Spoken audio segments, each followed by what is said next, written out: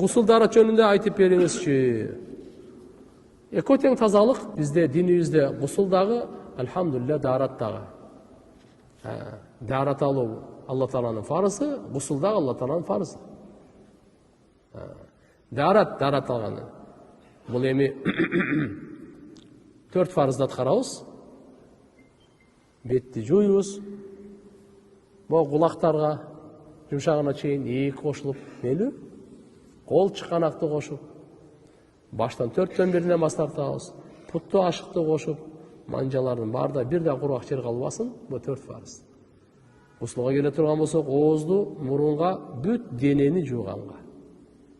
Гусул качан важип болуп калат? Жунуп. Мисалы, айыз келди, айыз токтогондон кийин гусул кылыш важип.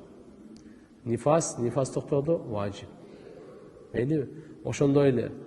Эгерде түшүр көп калса, ошондо важип.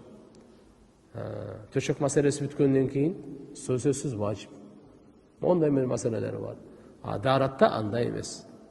Дааратта бирок карап туруп, даараттагы качан фарыз болот? Уктап калса, же болбосо кан, зара, заң, ирин, жел, жана башкалар чыккан учурлар.